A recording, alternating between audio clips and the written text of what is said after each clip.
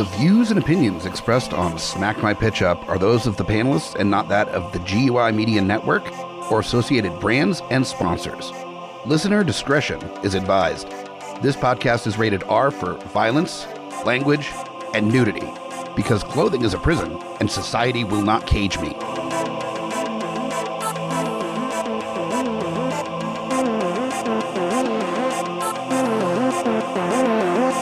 In a world with too many reboots and remakes, two men will stop at nothing to make it even worse.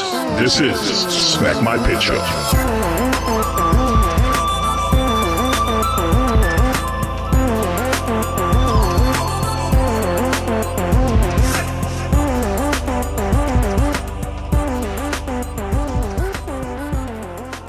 Hello, geeks, and welcome to another episode of Smack My Pitch Up, the podcast that reboots, remakes, reimagines, sequels, sidequels, and adapts some of your favorite and least favorite properties from film, television, and what have you. And as always, my co-pilot on this journey into the unknown, we've got Thandi Woodard here.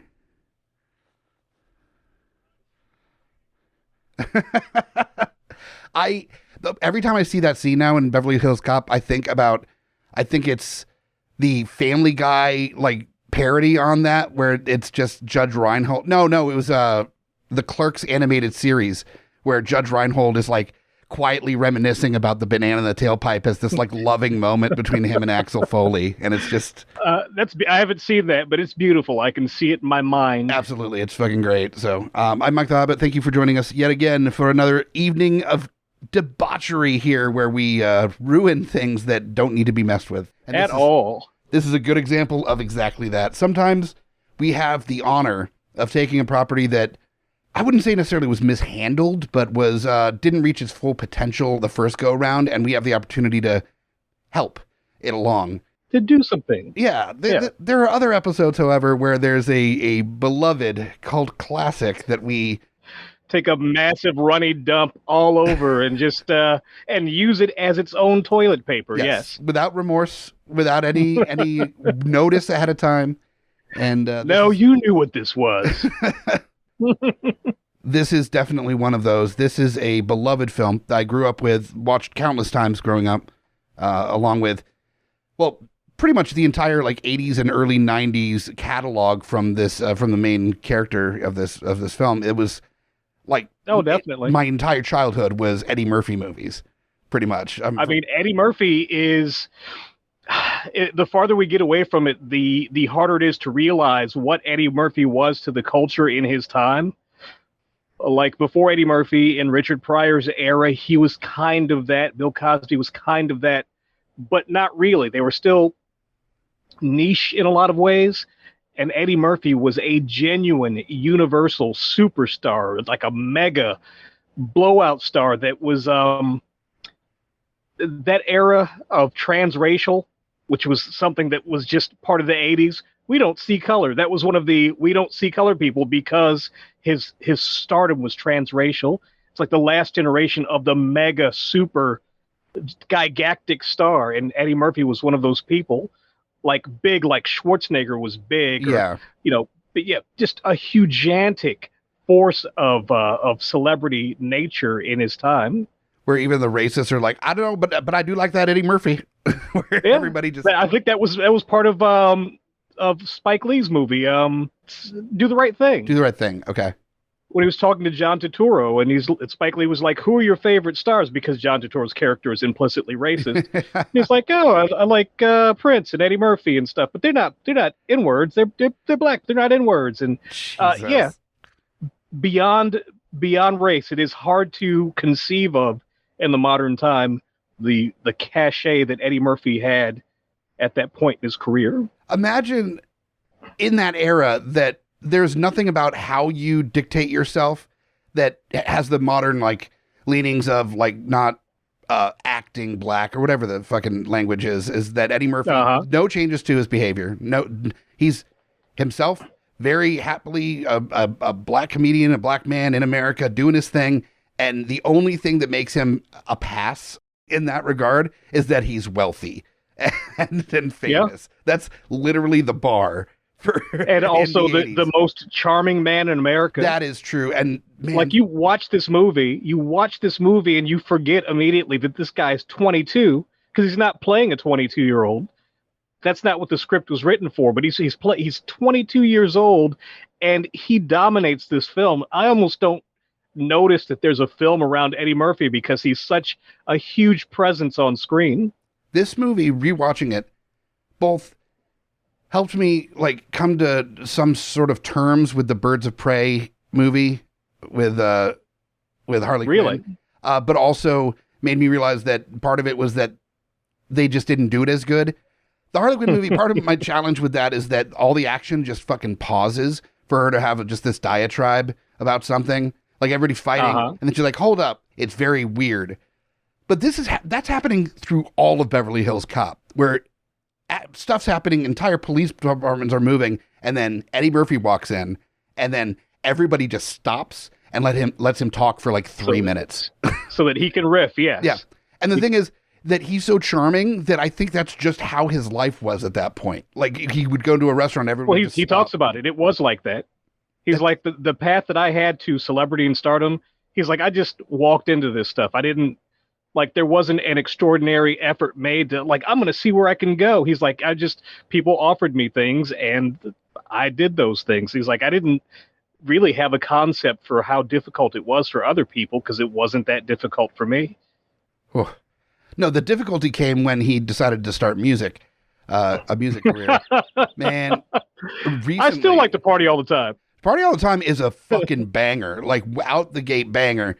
But the rest of that album that's on, because yes, very recently, Amy Bogart and I decided on a drive to pop in the Spotify list for the Eddie Murphy album. And did you listen to Look at All These Roaches? We listened to a little bit of every song on the album, and just wow. Yeah, it's pretty clear that Party All the Time is the full hit on that record. You know, it doesn't get better. He's had he had other albums after that, and they were just as weird and some as bad. There was one called Put Your Mouth on Me that was very interesting. There was one he did with Michael Jackson where he was like, they were like hippies in $100 million music video that was called What's Up With You. Wow. And you're like, did Eddie Murphy have the pictures or something? Why did you do this video, Michael Jackson? This is weird. There's one song, most of the songs are just about like hanging out and like loving a girl or, you know, just the normal stuff, and very different styles of music thrown. Like there's a lot of different approaches happening at the same time. There's not a whole lot of cohesion on that record, but there is one song. That's what people did in the era. Yeah, 100%. And there is also that one song where he's just like, black people and white people. I can't remember the name of the song, but the lyrics are just chef's kiss. I'm surprised it didn't actually solve racism with that song. Well, Eddie Murphy did solve racism for himself. He solved racism for himself. But all you need to know about the 80s and people releasing albums was, you remember Miami Vice, right? Philip Michael Thomas and Don Johnson both had major album releases as separate entities trying to diversify their career. So, yeah, if those guys, Patrick Swayze, he had a major album release. Bruce Willis. The Return of Bruno. Yeah. So I guess that was just the standard fare back then. Was 70s and 80s. That's and late 60s too. Leonard Nimoy had an album. True. I don't know if Shatner did, but I could definitely see him having an album of some kind. Oh, Shatner has a bunch of records. Like the last one has like Henry Rollins and all sorts of guest appearances on it. It's pretty great. Oh no. Yeah. Shatner's music career actually started where there was I think it was the Saturn Awards. It was a sci-fi awards show back in the late 60s, early 70s. And he did a cover of, I believe it was Rocket Man. And he did it in that Shatner. Yes, I have.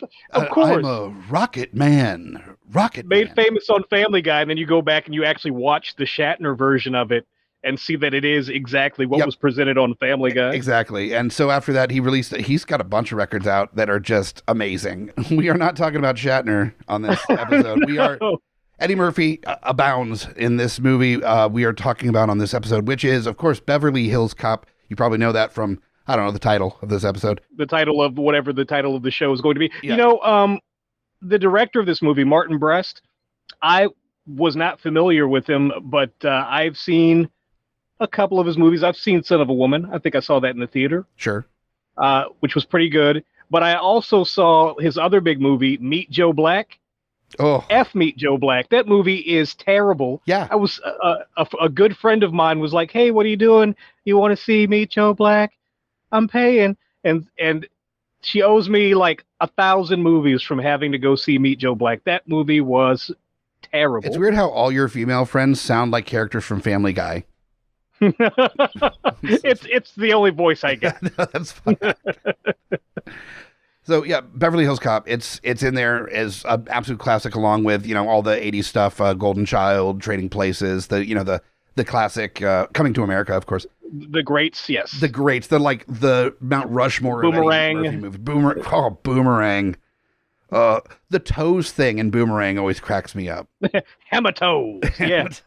But yeah, Beverly Hills Cop is an absolute classic. Judge Reinhold, just being a sweet, like, dummy cop, and his older partner that are put in charge. John Ashton, forced to as follow John around Taggart. this out-of-town police officer that is researching or investigating the death of a buddy of his. That's the plot is relatively loose. There's not a whole lot going on with the plot. That's not supposed to be super in-depth, really. No, it's really straightforward. All the characters are really straightforward. There are not many twists and turns. They're just vehicles for Eddie Murphy to do his Eddie Murphy thing and, you know, walk through scenes and be the most charming man in the room. And it needed to be that simple.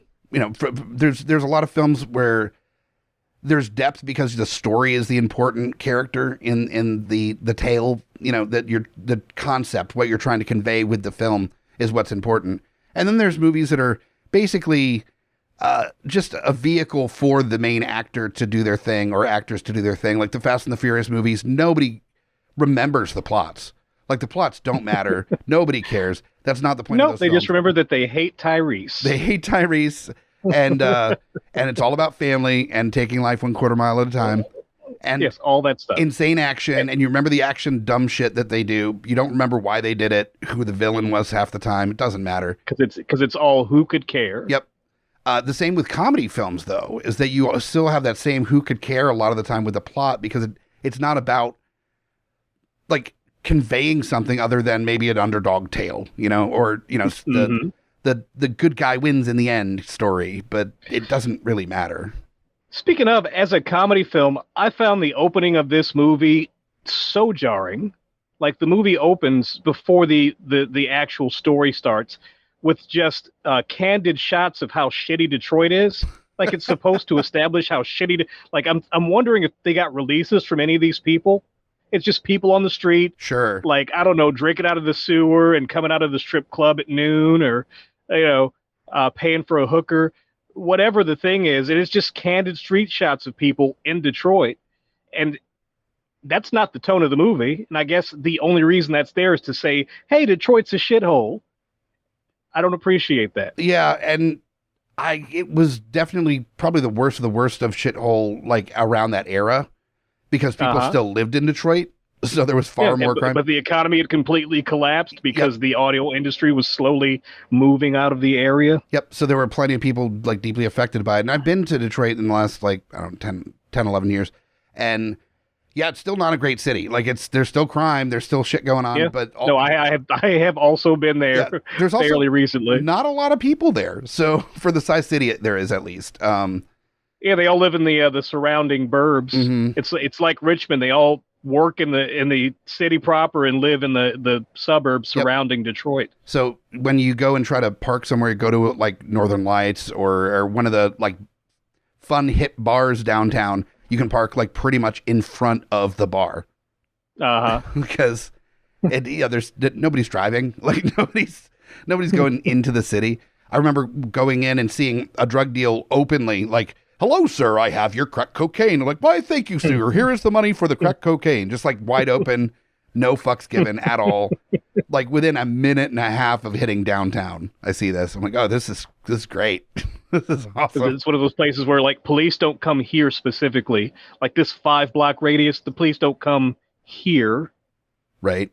And also they did a program like $1 for a house program years ago where you had 2 years to fix up a house to code. But if you did, like you bought it for $1. And it was just a way of trying to get people to move back into the city.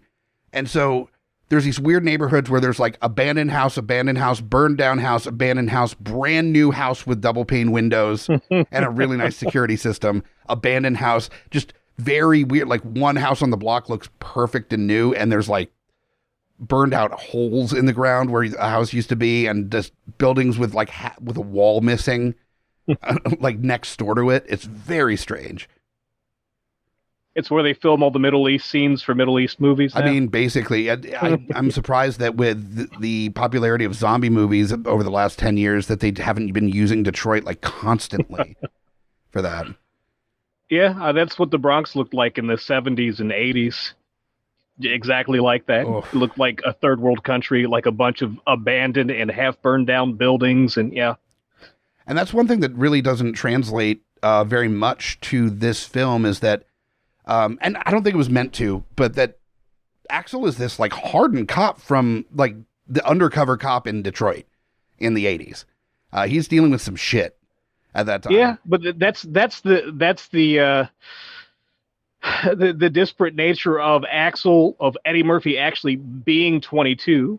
Like he's supposed to have all this experience and be a good cop, but he can't have been a cop for very long if he's actually 22. Once again, the part wasn't really written for Eddie Murphy directly. It was written for somebody who would have had a little bit more experience, so they just roll with it. But yeah, he's a kid.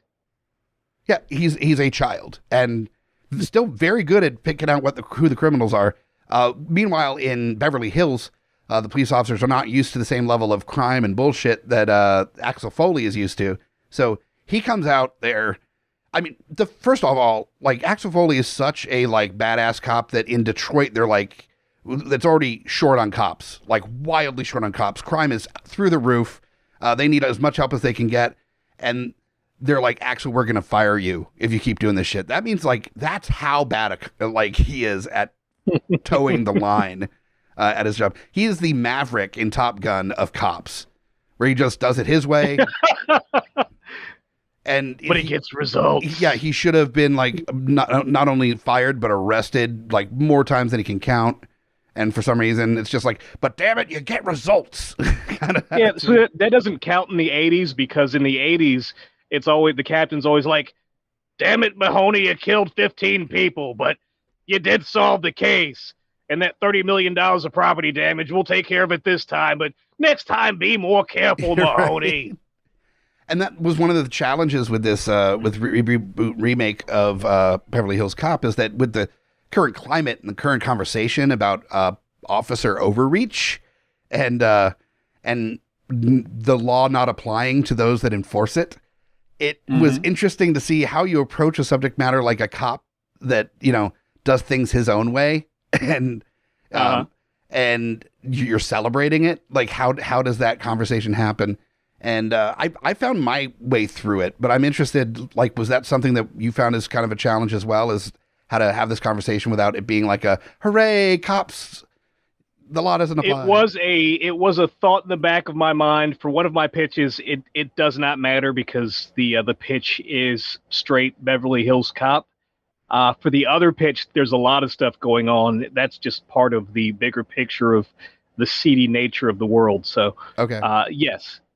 It's always in the background, but it's not really the primary foregrounded thing. Nice. Okay. Yeah. I definitely wanted to consider that more so with one of those one pitch. It is definitely in consideration with the plot. And there was some changes made to kind of make room for a more nuanced conversation about that. One, I just leaned in real fucking hard. Just fuck it. It's got cop in the title, so you gotta just address it. You gotta do it. You gotta do it. Yeah. So definitely two very different approaches for me.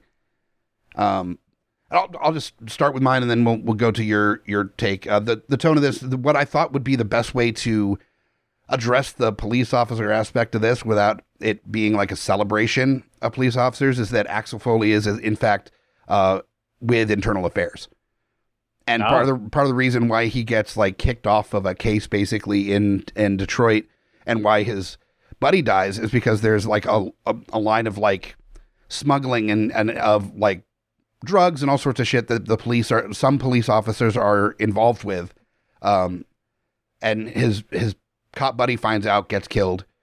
He gets too close and he gets put on suspension. There's corruption throughout his department. He ends up basically having to go rogue to find out what's happening, and he doesn't know who to trust in the police department. So that's like the underlying change to the script. Virtually everything else is the same, except that Lieutenant Bogomil, the lieutenant of the Beverly Hills Police Department, is corrupt. Because that was the big surprise of the original one, that he seems like he's corrupt the whole time, and then at the end he's not, and he ends up covering for them. And it's this, that's the weird twist. I don't think it was intended to be a twist, but I just always thought the lieutenant had to have been crooked. And no, he's fine. Well, he's a representative of the system, definitely. Yeah. His boss was probably a little bit crooked. His boss definitely was. So I just figured making the lieutenant crooked and involved in the issue will then address the like institutional problems with the police force, while still letting you like root for the cops that are actually trying to end the corruption of the police department. So it creates an opportunity to root for cops without it being like too problematic. Beverly Hills Cop, the fun of it is comedy. It is funny as shit. It's also an action movie. There's gunfights, there's action, there's car chases, there's, whimsy involved as well. So I wanted to make sure it was a director and cast that could handle action and comedy at the same time. Action power fantasy. Yes, absolutely. And the one that it made me mad because it was too on the nose. It was an incredible actor that is multifaceted in all sorts of ways. I think is fucking hilarious. Can be funny, can do a lot of stuff, and also has done a lot musically, specifically facing like political conversation, especially about like racism and overreach. So of course Donald Glover is who I'm talking about. It's one of those like it seems too easy of a choice, and so I really was trying to pick another actor, but you got to go with what works in the moment. Yeah, I just, and he is an actor of the moment. Although beyond Atlanta, I'm not sure what he's working on big picture, but when he does something, it usually drops pretty big in the modern time. Yeah, well, because there's a lot of, even the funny stuff that he does, there's a lot of heart behind it. There's a lot of thought behind the characters that he's creating. With Atlanta, there's humor, but with that like humanness to it. It's not just like one-liner jokes. There's experience behind it. Even his jokes with a stand-up about old rap, when it's like, I went to the store and I bought a hat. There's still this like shared experience kind of feel to a lot of the stuff that he does. Yeah. So I'm a huge fan of Donald Glover. I think he would do a great job as Axel Foley. And I agree. It'd be a very good time. This next casting is just for me. And fans of a specific TV show that I think would do a great job as Judge Reinhold's character, Detective Billy Rosewood. But also, this is somebody that has worked with the director before, and also with Donald before. Danny Pudi as Detective Billy Rosewood. Nice. He and Donald Glover were on a little show called Community together, and they were being fucking hilarious and best buds. And I think, especially for the Community fans and for fans of Donald Glover and Danny Pudi, that would be a very fun time to see them kind of interacting on screen again. And I think they're not too shabby a fit for the roles either. No, I agree. Then we got it's funny that Rosewood gets so much more to do in Beverly Hills Cop 2, and they do that by completely changing his character. Yeah. I loved him in the first one primarily because he's just this like well-meaning, but kind of naive young cop. Uh-huh. That's his whole thing, is that like he's got a heart of gold. He's a sweetheart. He wants to think the best of people because he's not seasoned and like jaded yet. Great. Awesome. You throw the Danny And 2 was like, there's something wrong with Billy. but then you throw the Danny Pudi vibe on it, and he's got a little bit of like kind of a weirdo vibe to him as well, and perfect. Yeah. Great. Then Sergeant Taggart, this is one that I actually last second picked a different actor to play. He's the guy that he plays by the rule book, but he's reasonable. He's not a crooked cop. But he believes in the law and he follows the law, and he's very rigid in his approach to stuff. And he's always exacerbated. He's always frustrated and like, God damn it, just mad at the situation. I thought David Harbour would be a lot of fun to see with Danny Pudi as his younger detective sidekick. David Harbour would work really well. Yep. And who was your original? My original was Diego Luna originally. I figured that this is LA and I didn't have enough representation of Hispanic actors. And yeah, I think David Harbour works a lot better personality-wise. The only issue with David Harbour is a big dude and imposing in a way that Taggart is not necessarily. True. Yeah. He can do more stuff as in his cop role, and he can be more effective in his cop role than the not effective at all that Taggart and Billy were in the original movie. Sure, because Billy was ineffective because he was naive and he was green, but Taggart was ineffective because he was angry and impotent. Like that was his whole vibe. So David Harbour, I think, would be just like the burned out cop that he's been trying to do things right for the longest time, and he stays by the letter of the law, but he's also just like, he's tired of this shit. He's got that Murtaugh, I'm getting too old for the shit kind of vibe about him that. That is the David Harbour vibe. It really is. Just, of course, recently watched Stranger Things season 4, so that's fresh on the brain. The exacerbated David Harbour. Then we got Jenny, the friend that gets Axel to come out to LA, or that Axel comes out to see in LA, who runs an art gallery. Not a huge character, but still very important. This is somebody that, is kind of the crux to the plot. And this actress is fantastic. And even for a small role, I think would do great. And also has been cast in The Gray Man, which is a film coming out by the directors that I picked here. Ana de Armas. The actress. She's gorgeous and so talented, and I think has some real like grace to her. That I think really works for like a warm person, but owns an art gallery, so there's a little bit of that like higher class vibe to her as well. Did you see her steamy thriller with Ben Affleck? No, I've not seen that yet. I heard that it's got a pretty graphic love scene in it. People did not like that movie. I thought it was pretty great. I enjoyed it a lot, but I guess I'm not really the specific steamy thriller audience. But I had a really good time with that movie. I miss the mid to late 80s through early 90s steamy thrillers. Yeah, of sexy straight to video. Yeah. Oh man, those were so great. I mean, they were especially towards the end when they were just like cookie cutter after cookie cutter versions of it. But they were great. They were so much fun. Yeah. And we need a modern Fatal Instinct. No, Fatal Instinct, wasn't that a parody movie? No, Fatal Instinct was the movie. Was that? Fatal Instinct was the one with the leg crossing. That was Basic Instinct. Oh, Basic Instinct. Yeah, there's Fatal Attraction and Basic Instinct. Basic Instinct, the one where with the rabbit. That's Fatal Attraction. No, that's not Fatal Attraction. There's no Fatal Attraction. There is Fatal Attraction with where it's like, I won't be ignored, Dan, or whatever, and boils the bunny and. Yes, but that is not Fatal Attraction. That's Fatal Attraction. No, it's not. That's the rest of the episode. Is us going, yes, it is. No, it's not. No, you're going to patter on about the rest of your movie, and I'm going to look up this movie was it Glenn Close and Michael Douglas? Yeah. She kills the bunny, and she's like, I will not be ignored. and he thinks that he kills her in the end, but he doesn't until and she comes back. That classic trope of damn it, you were right. Ha! Vindicated. Man, that title set. I think I just had a Mandela effect moment. You definitely did, because like Fatal Instinct, I swear Fatal Instinct, and I'm checking now.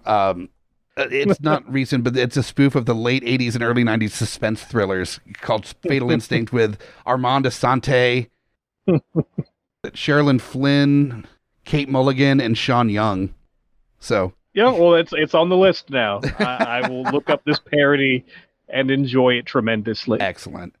Okay, so yeah, so you got your Jenny. Got Jenny, Ana de Armas, stunning, awesome, to do a great job. Lieutenant Bogomil, I decided that you wanted the cop that is not dealing with this bullshit. He's frustrated, but kind of in a fun way.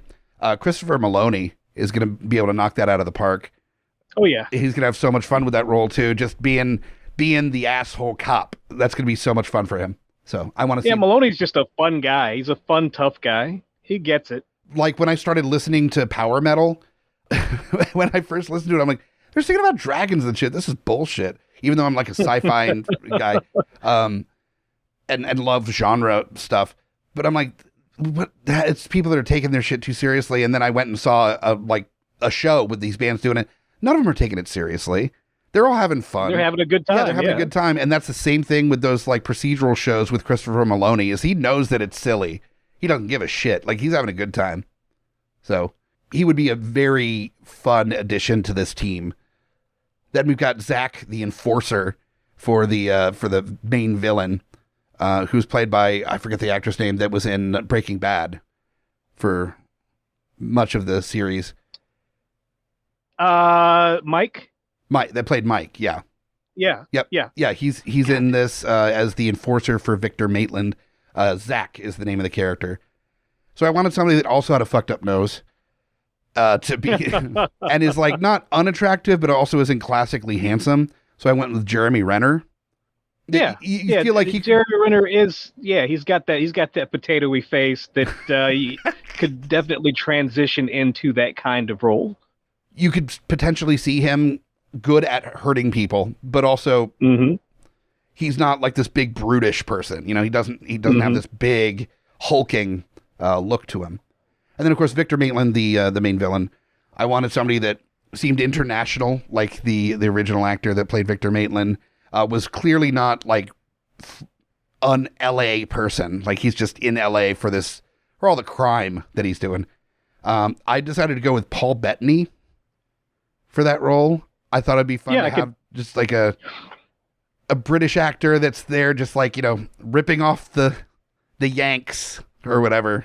See, the thing is, I see that Paul Bettany would be good in that role. I don't think I recall Paul Bettany ever playing anything villainous, so that would be a nice turn for him. Probably because you put it out of your mind. He was the main villain in Solo, a Star Wars movie.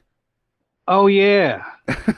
Yeah, I didn't hate Solo, but I fell asleep for probably a good third of the movie. So. Oh, okay. Really? Oh, I'm sorry. I'm confusing it with Rogue One. I did not care for Solo. Oh, see, I loved Rogue One. Rogue One was great. Yeah. See, I thought we had a moment there where I thought we agreed on something. So yeah, that's my casting is, and of course, you might have been able to put together that the Russo brothers are the directors for this. They did, I think, a little over 20 episodes of the show Community.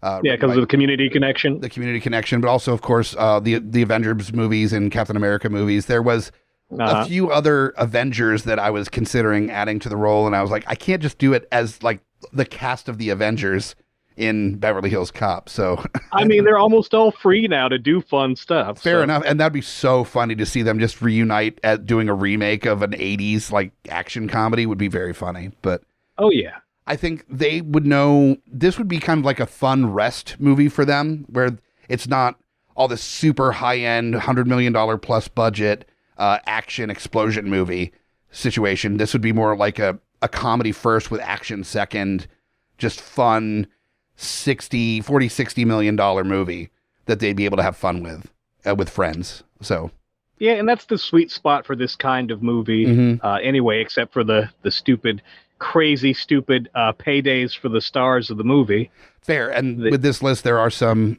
stars that would take a pretty heavy paycheck. Yeah. So yeah, that's my my real take on Beverly Hills Cop. What do you got? So I have, of course, my commercial take, which is the one that I'm presenting now. The other take is the take that I'm more invested in, but my commercial take is as follows. What I'm going for is a big budget for Netflix, but like a Netflix action comedy. Okay. So in like the vein Red Notice, of like Red Notice, Okay. yes, and that kind of thing. With that in mind, before I go through the rest of the cast and director or whatever, I will go ahead and present the star of my movie, which is, it's going to be surprising to you, but it's Ryan Reynolds, actually. Ryan Reynolds is Axel Foley. I'm reversing the movie. The movie goes from Beverly Hills to Detroit, as opposed from Detroit to Beverly Hills. I kind of love that. I do kind of love that. So the way it goes down is that Ryan Reynolds is a white Beverly Hills police officer, Axel Foley, and he is going to Detroit to track down his friend's murderer, his friend Michael. And why Ryan Reynolds? Because Ryan Reynolds is the last action comedy star. That's why I chose Ryan Reynolds for this lead role. Like, The Rock is also an action comedy star, but The Rock is an action comedy star, but Ryan Reynolds is like the last action comedy star. Gotcha. Yep. So his friend Michael was an engineer who had some soft evidence for corporate espionage that could sink Victor Maitland's company. So he was murdered in Detroit. So Ryan Reynolds goes to Detroit. He does a little sightseeing, sees the shitty parts of Detroit, thinks of Detroit as a shitty city. But then he realizes that he doesn't actually have the full skill set to deal with the crime that he's trying to uncover, because the Beverly Hills Police Department doesn't do anything, and because there is a pretty big tech sector in Detroit, the Detroit Police Department has the skills to work with him to solve this murder. What I'm going for with this movie is the 80s throwback of ridiculous fantasy power action, so lots of shooting, lots of explosions, kind of cares little to not at all for what the precepts of the law are, like they did in the 80s. And it's not that cops are like the bastions of morality or anything. It's just that we want to see these people do whatever they want to under these action comedy circumstances. So Ryan Reynolds, under these circumstances, uncovers a little corruption. There's some back and forth, interacting with some of his friends who he's been on screen with before. And after having a jolly good time with everybody and his new best Detroit friends, and discovering that Detroit police are more real police than he is, it does the 80s movie thing where basically everything's on fire behind them, and they're walking away and having their end of the movie conversation. Ha ha ha ha. And then Bogomil shows up and laughs along with everybody else. And then Bogomil looks at Axel and he's like, "So, I have to arrest everyone here, right?" And then Ryan Reynolds gives a big smile and kind of looks at into space, going, "Ha ha ha ha ha." And then he's like, he looks at the camera and he's like, "Yeah, that seems about right." That's the end of the movie. So where I'm going with that, with my cast, is of course Ryan Reynolds is Axel Foley, Inspector Todd, who is the inspector for the Detroit Police Department. I'm sorry, for the Beverly Hills Police Department. So we only see him for a little bit. Is Kelsey Grammer. Okay. Because I feel like Kelsey Grammer is that guy. Yeah. Then everything else takes place basically in Detroit. So we meet Victor Maitland. Victor Maitland is Sam Jackson. Yes. The ultimate villain. Yep. Yeah. 100%. His fixer, Zach, the guy who killed Michael, is Lance Reddick. Lance Reddick is the hawk-faced, deep-voiced, kind of villainous dude. He plays almost always like an interestingly villainous dude. The thing that people might be most familiar with Lance Reddick from is the John Wick movies. He's the concierge of the hotel. Oh, right. Okay. Yep. Yep. As Michael, his friend that got killed, is William Jackson Harper from The Good Place. Yep. He was the love interest on The Good Place. I feel like he represents the kind of person who could matriculate from Detroit to Beverly Hills, or from Beverly Hills to Detroit, and work out in either situation. Okay. As Billy, we have Tyler James Williams, who was on Everybody Hates Chris as Chris, who was on The Walking Dead as the worst murdered main character on the show ever. Still a little salty about that. And right now he's on a show called Abbott Elementary. He's got a wide-eyed... That's the same actor from Everybody Hates Chris to Abbott Elementary. Yes. Wow. Okay, I didn't put that together. Yeah. Okay. Wow. Yeah, he's an adult. He's an adult now. He's like 25 or something. As Taggart, I feel like I have the perfect Taggart for this situation. Is Ice Cube is my Taggart. I feel like he's got just the right carriage and the right irritation level to be a perfect Taggart. I mean, he had that kind of energy in 22 Jump Street when he was like the lieutenant of exactly. Yeah. So, as Lieutenant Bogomil, we have a little inside callback. Eddie Murphy is Lieutenant Bogomil. I was considering that. I really, really was. It didn't quite fit with what I was going for. Mm-hmm.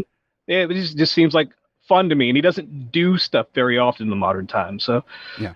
As Jeanette, because the character's name is actually Jeanette in the script, Jenny's a nickname. So I think in this version of the movie, she'll go by Jeanette. Okay. Is Regina Hall. Nice. Regina Hall, brilliant comedy actress, but in the recent time has done a lot of serious work. Mm-hmm. Most recently, she did a show. She hosted the Oscars with Wanda Sykes and Amy Schumer.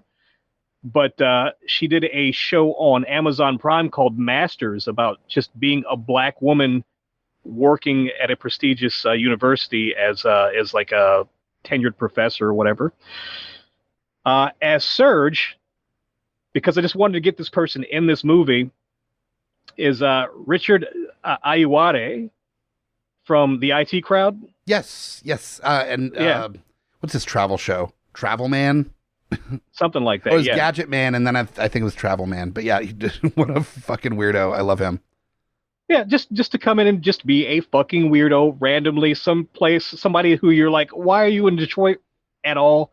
And yeah, I think Richard Ayoade would have a really good time in a fairly small role under those circumstances. And then for my director, I am going for a director who directs exactly this kind of movie. He's the director of Red Notice, and he directed Skyscraper, the movie where The Rock has like one leg but somehow jumps between two buildings. Yeah. Oh. He directed We're the Millers, who I thought that movie was hilarious. Oh, that movie's surprisingly funny. Yeah. And Dodgeball is his other big movie. Nice. Rawson Marshall Thurber is my director. Nice. Okay.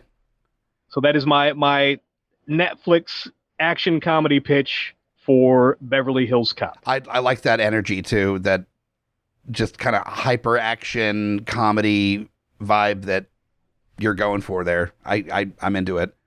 But again, basically the modern version of what Beverly Hills Cop was in its time. Exactly, because the style of action comedy that we have now just didn't exist in the 80s. That tone wasn't there quite yet. The tone now is really polished, really like very quick, very, very quick quips in the action comedy stuff. Whereas the 80s movies, it was like I was talking about, this like settling in for a scene kind of vibe to the comedy. Yeah, and the tone is different as well because the genres are more, and this has happened steadily over time, but the genres are more solidified as genres in the modern time. So like in Beverly Hills Cop, you might have moments where you're like, man, this is like, is this a comedy? or is this like a cop drama, a different kind of movie? Sure. A grittier kind of movie, where in a modern movie, it's like, this is a comedy, so we're just going to be silly all the time. Yep. It's because that's just how things have crystallized out over the course of time. Yeah, I think that would work pretty well. I love the flip-flop that from Beverly Hills 2, and you can still call it Beverly Hills Cop, because he's still a Beverly Hills Cop. It sounds better than Detroit Cop. Yeah, well, the Detroit Cop is then the cop drama that follows up the answer to it. Yeah, exactly. Which is a little bit closer to what I was aiming for my remix here, which we're now at the remix. Wiki. No. Yeah, fair. So yeah, I decided to go the other direction entirely with my remix and just went real fucking hard, like gritty police drama kind of vibe. Yeah. So I decided to go with I'm going to start with the director, just so you have the right tone in mind, because I don't have to over-explain this too terribly much. This is the director of End of Watch, Street Kings, Harsh Times, Fury, Bright, and The Tax Collector. He's written a bunch of films, including Training Day and Suicide Squad. David Ayer is my director for Beverly Hills Cop. He is an icon of the like gritty action movie, and he does try to incorporate humor from time to time in his films. It doesn't quite permeate the film as much as what would be needed for a true Beverly Hills Cop remake, but I just thought it'd be interesting to see a not winking at the audience version of this plot, where it's just it's fair, where everybody's corrupt, and the plot difference here is that like literally everybody, including Axel, is corrupt, but it's just two warring factions of corrupt cops that are kind of basically at each other's throats, and the criminals that are involved with them. So none of the cops are good. Like nobody is. So you want it to be like real life? I didn't know. I'm just joking. Yeah, I'm joking. For legal purposes, this is a joke. Yeah, basically a little bit more of a realistic approach to this. So for Axel Foley, I decided to go with Michael B. Jordan as the young upstart that he wanted to. He started being a police officer with real hope to like make a change, and then he realized the only change they could make is if he bought into the corruption and tried to basically take it over. So that's his whole direction, the stuff.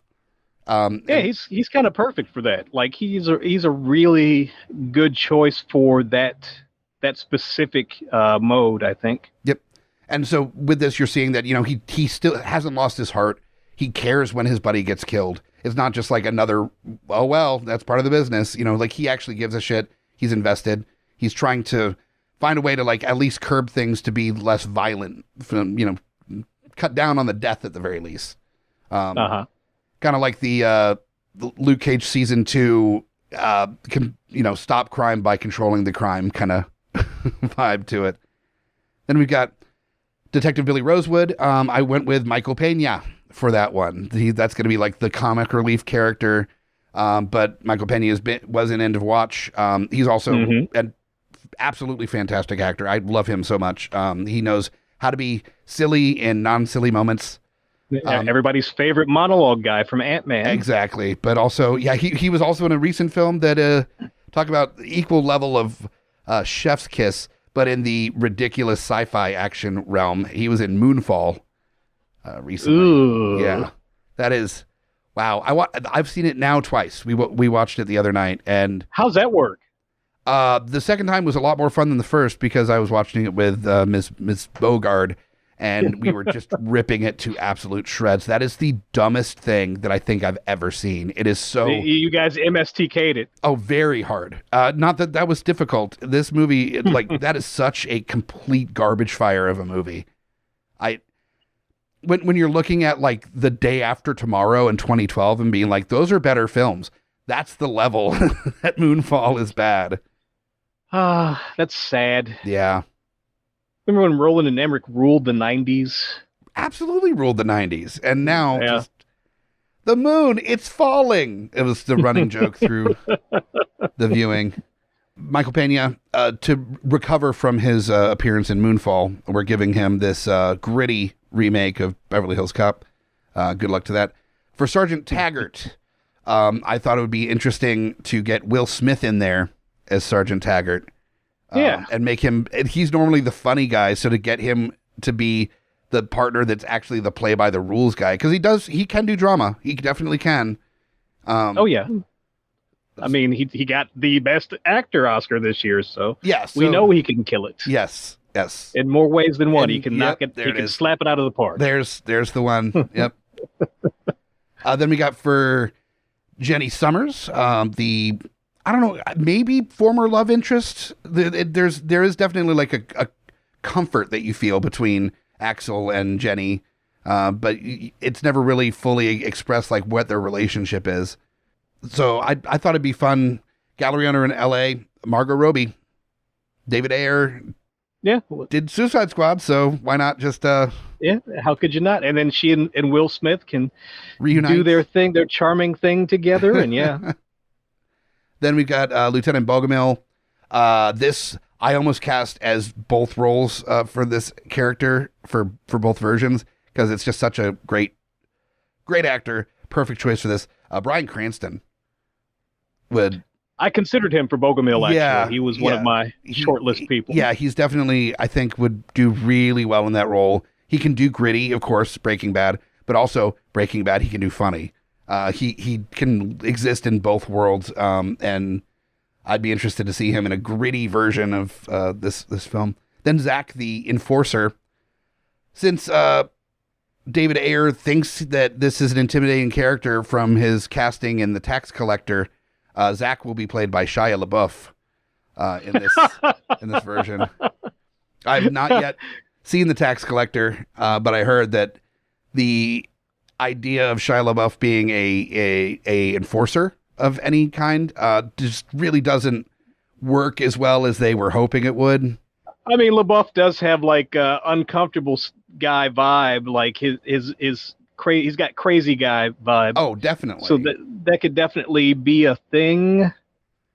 Like he's somebody who's willing to get hit and still keep coming. Yeah, he's not scared of the hit that's going to come his way. So you if you're not going to knock him out, you don't immediately. You don't want to fight him.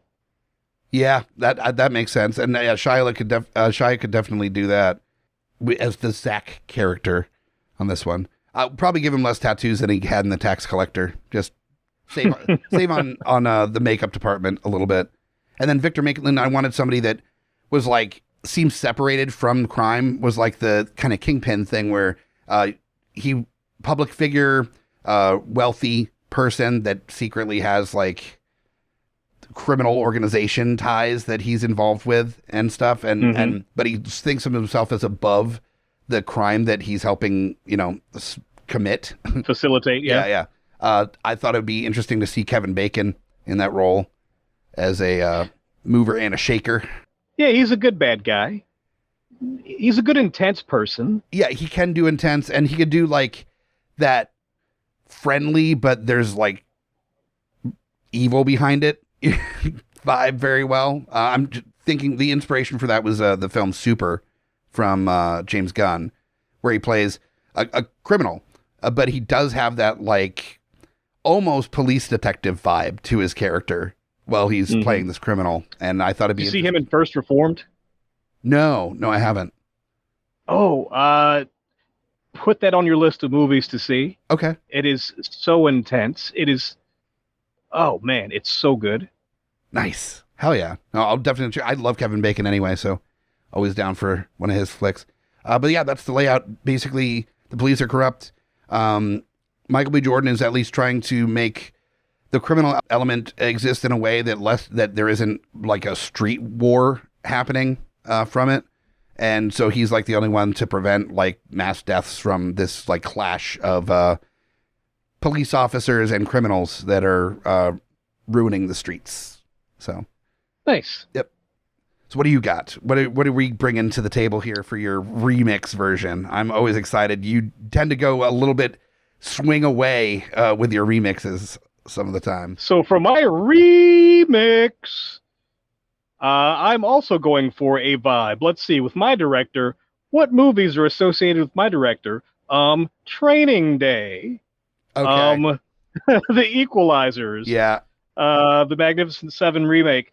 Antoine Fuqua is my director. That's solid. I considered you're doing the like more like stylized side of that same coin of David Ayer, like and clearly better. Let's just be fair, like clearly the better side of the coin. So in my pitch, it's pretty much everybody is corrupt as well. Axel Foley's not corrupt, but the people around him are fairly corrupt.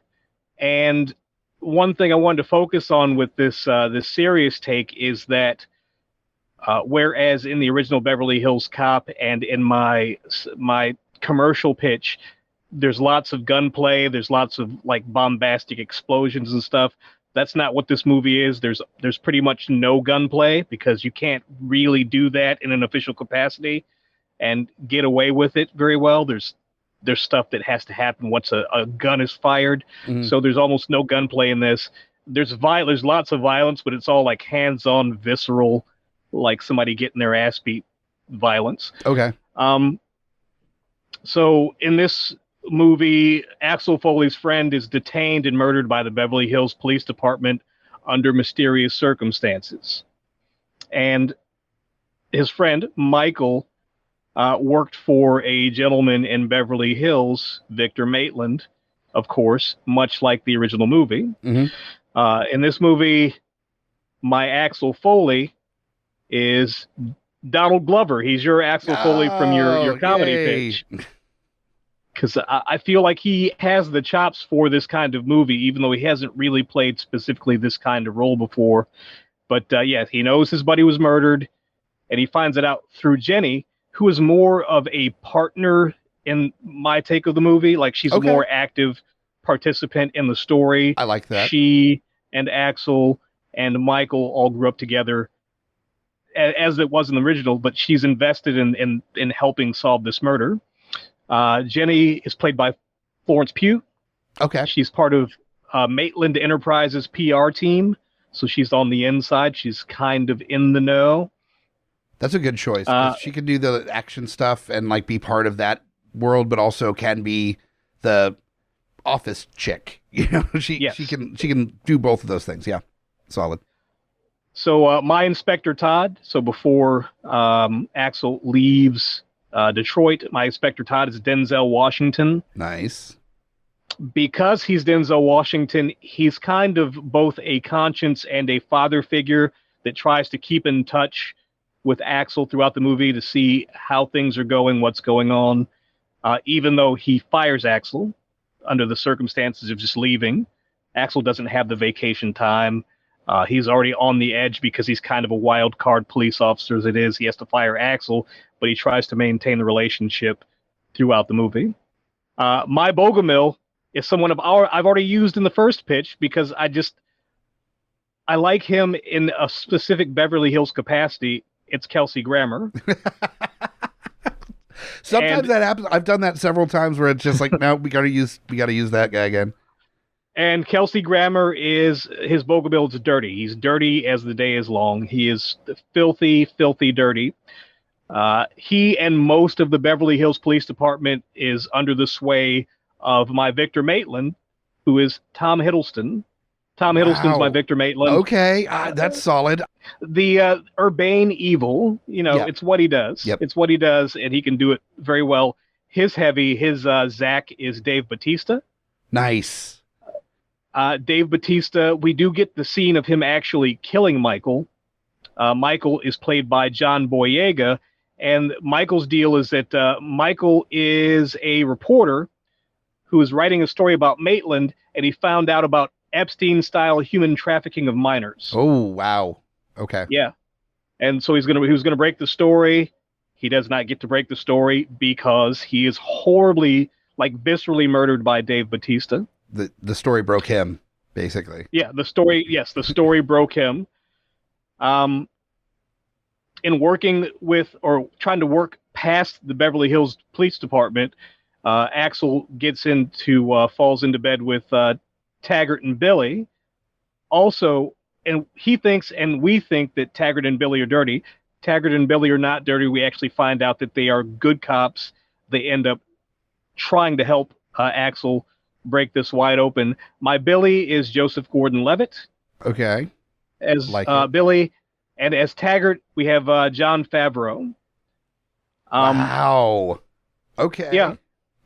Jon Favreau doesn't get to play many like just fully serious roles, but he has the kind of energy that I saw in Taggart from 84's Beverly Hills Cop. I think he would.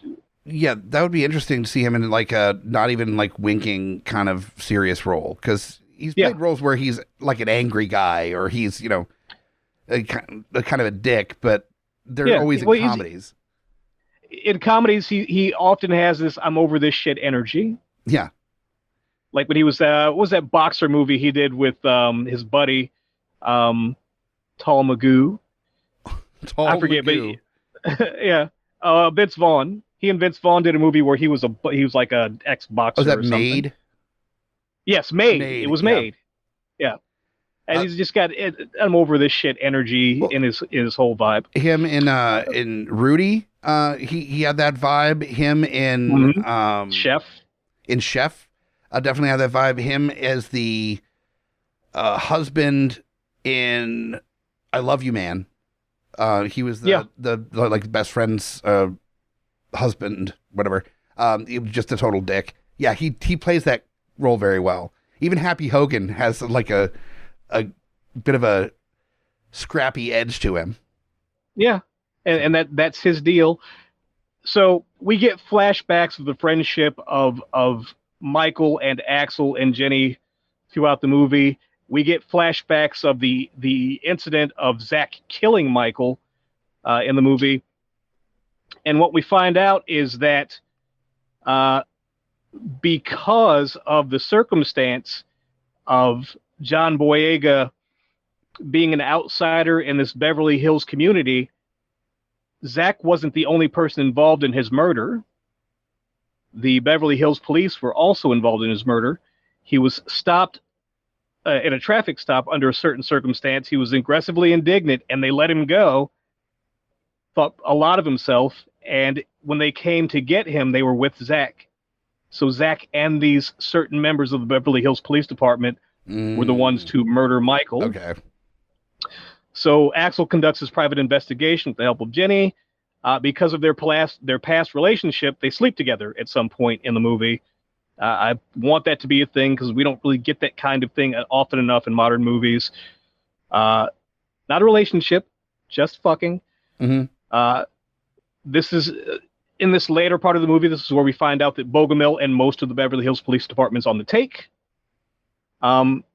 There's an end part of the movie that is not action driven, where Axel and Billy and Taggart and Jenny kind of exfiltrate information from Maitland Enterprises that gets Maitland arrested and calls into question his relationship with the police department and how that connects to Michael's murder. But because he's a rich person, it's not immediately satisfying.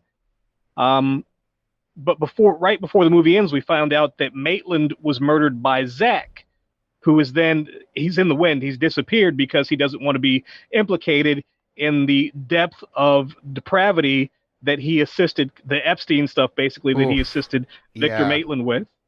Damn. So we get the satisfaction that Maitland's been taken out, but we are still, it's still not satisfying because they live in a shitty world, basically. Sure. Our world. That even a win is sometimes not enough to be truly happy about things. Yeah, exactly. And so that's my pitch too. Nice. I like it. That could work actually, which is always fun with the remixes when it's definitely a totally different tone, but you're still like, I kind of still want to see that movie. That's great. All right. Now we are down to, there's mashups. If we have anything that we think would work with Beverly Hills Cop as something to mash in to that world. I thought of one that would be interesting, which is what you got? Super Troopers. If, as like a sequel or something where Axel Foley has to go investigate something, buddy situation kind of thing, but it's like the jurisdiction of the Super Troopers, and it's these like fucking wacky like party boy state troopers that he has to like try to get to actually do their fucking jobs.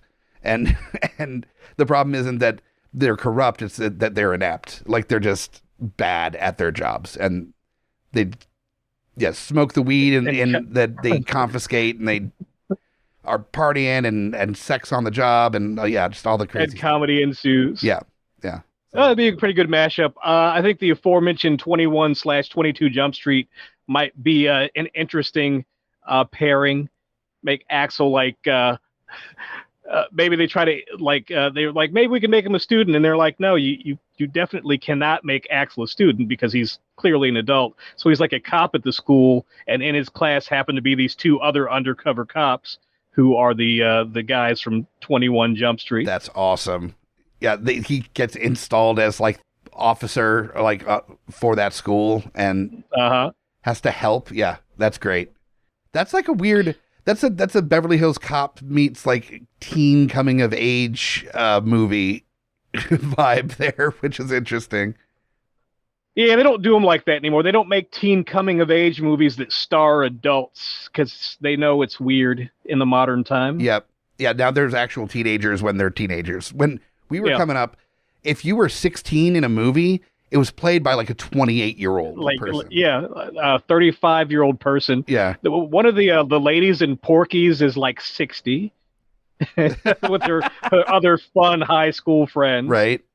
There's a musical that came out called like I think I Love You, Evan Hansen, or something like that. It's some musical where the person who wrote it was the correct age to play the character when, or at least like reasonably within range to play the character when it came out on Broadway.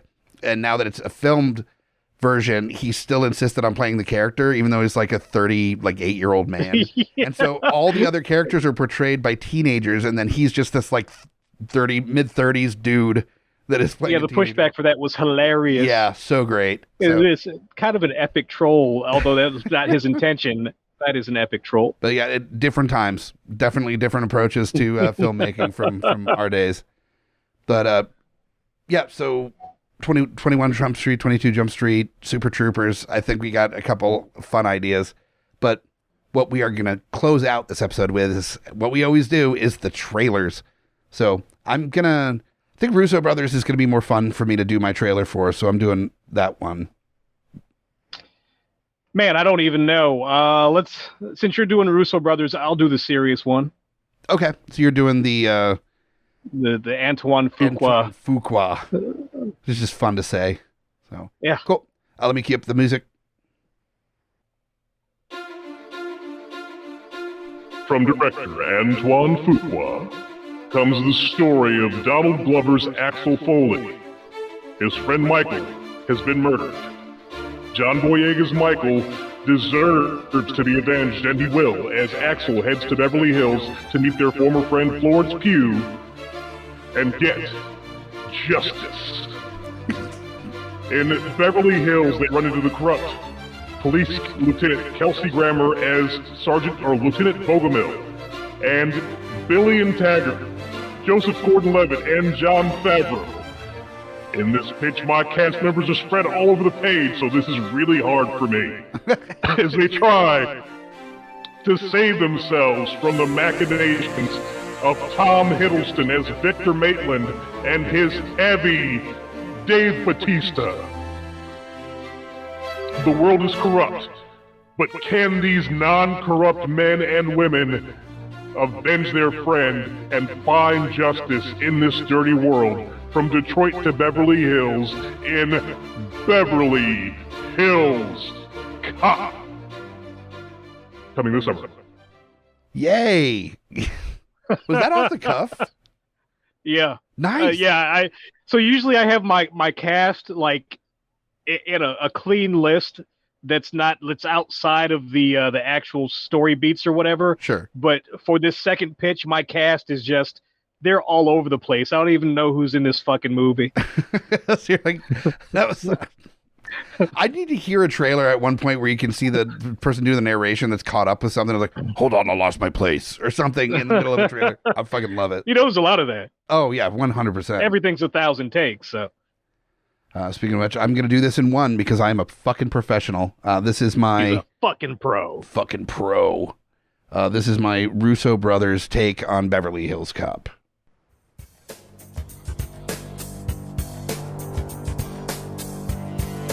Axel Foley is a cop that plays by his own rules, and those rules take him to Beverly Hills to investigate the death of his buddy Mike. Join Donald Glover as Axel Foley as he teams up with Detective Billy Rosewood and Sergeant Taggart, played by Danny Pudi and David Harbour, respectively, as they track down crime. Watch out, crime. Getting in their way is Lieutenant Bogomil, played by Christopher Maloney, who doesn't appreciate the outlaw, Wild West antics of Axel Foley coming into his town. But through the help of this wild card, Victor Maitland, played by Paul Bettany, gets his due. This summer, Jerry Brenner is Zach. Jenny Summers, played by Ana de Armas, and featuring Kevin Bacon. No, I don't know. That's the other one. From the directors of Avengers Endgame and Cherry.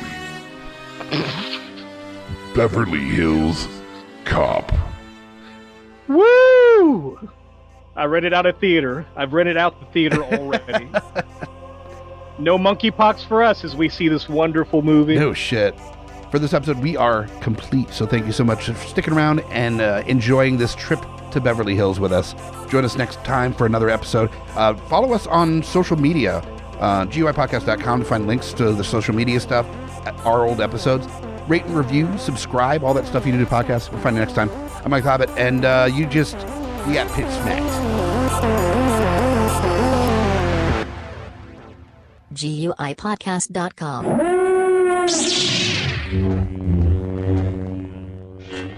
You smacking the pitch. Pitching the smack. Smacking pitches. Oh, yeah, pretend that I didn't drop out of the meeting for 3 minutes there. Pitch and smacks.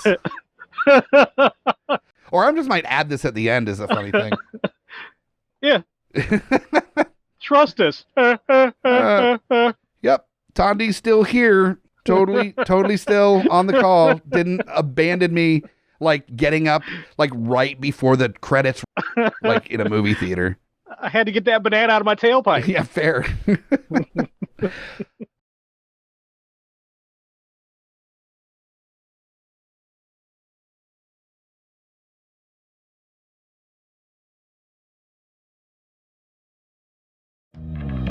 Mike the Hobbit here, Lowdown Brown, inviting you to check out Geek Some of the Influence, a podcast that pairs booze with conversation with good friends. and a little nerd culture. We get a lot of colorful conversation out of our episodes, but it is here for everyone, no gatekeeping. Always level up everything we do. We'll punch up, never punch down. Exactly. So check out Geeks Under the Influence everywhere you get your podcasts and join us or die. Shut the fuck up, Hobbit.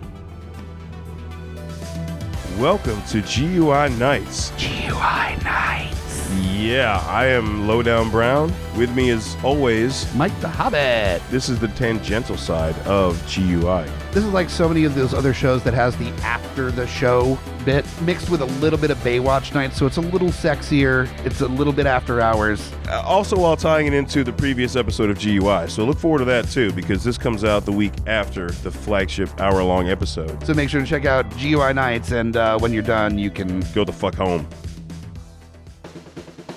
My name is Amy Bogard, And I'm Mike the Hobbit. and we are the hosts of Deeply Upsetting, where we use our expertise to answer your most upsetting hypothetical quandaries, such as, what non-winged animal deserves wings? And what body part deserves a secret mouth? Which cryptid is the worst roommate? These questions and more that plague you will be answered on Deeply Upsetting, available anywhere you get your podcasts and at GUIPodcast.com. Hey guys, Scotty P here with Smash. On your left, And we are the Geek Fathers. That's right, bringing all the trials and tribulations of being a geeky parent. So welcome to our world. And as always, join us or cry. Coming straight from the mouths of madness, I'm Lowdown. I'm FU Hunter. Do you love horror? We fucking do. So this is a podcast dedicated to all things in cinematic horror. We're talking movies, television, composers, special effects artists. We're gonna fucking cover it. So if you love horror, embrace the madness. In a world of blockbuster movies, there's another dimension. The dimension of schlock cinema. Join us at Beautiful Disasters on a journey into the fringe territory of B-movie abandon. We review the flicks that are forgotten or underappreciated to give them a proper place in the annals of celluloid history. I'm the Groots. FU Hunter. Your guides at Beautiful Disasters. Come along with us for a fun ride. May the schlock be with you.